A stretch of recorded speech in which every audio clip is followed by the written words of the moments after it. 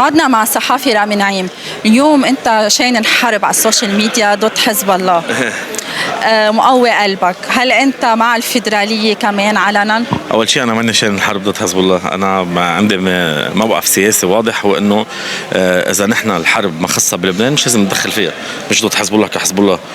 من هالمنطلق عندي موقف مع كتار من اللبنانيين، بس بذات الوقت برجع بقول انه نحن بعد ما وصلنا لمطرح فقدنا الامل بلبنان الواحد نروح الفيدراليه. انا من الاشخاص اللي بيقولوا انه بعد في امل بلبنان الواحد. الفيدراليه هي مثل ما بيقولوا اخر الدواء هو الكي. نعم. هي الحل النهائي اللي ممكن نوصل له اذا ما اتفقنا على شيء. طالما بعد في امل، انا بالنسبه لي بعد في امل. حزب الله يعيد حساباته، يرجع يفكر شوي بلبنانيته، يرجع يقول انه انا بلبنان هو بلد ما في يعيش فيه لحالي، منه جزيره بدها تتفق مع الاخرين لأقدر اعيش فيه.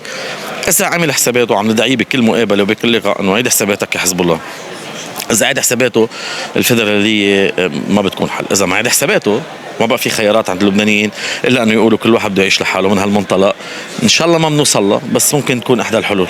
يعني انت بعد عندك امل انه حزب الله يرجع يعيد حساباته وهو يلي بيقدس الشهاده بعكس الاحرار والمعارضه يلي بتقدس الحياه؟ لا، حتى الاحرار في اختلاف جوهري. لا، حتى الاحرار والكتائب والقوات وكل الاحزاب السياديه بتقدس الشهاده. نحن قدمنا شهداء على مذبح لبنان لباقي لبنان، نحن حاربنا الفلسطيني والسوري وكتار غيره ما رح فوت من ايام الاتراك لهلا. فكمان بقدس الشهاده كمان لاجل ايران لانه عنده ولايه الفقيه، هن الشهاده لاجل لبنان. بس لوضح الفكره. لا، انا عم رد على تأسيس الشهاده. هلا اكيد بالنسبه لنا الشهاده هي الشهاده للبنان، هي اسمى شهاده. هلا في شهاده دينيه وغيرها، بس اسمى شهاده هي الشهاده لاجل هذا الوطن.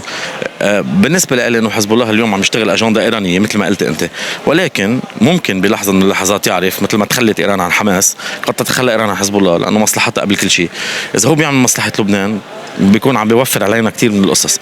من ناشته ما رح نفقد الامل طالما بعد في امل، طالما نحن متشبثين بهذا الامل انه حزب الله يعيد النظر. اذا ما عاد النظر الفيدراليه هي الحل. شكرا لك.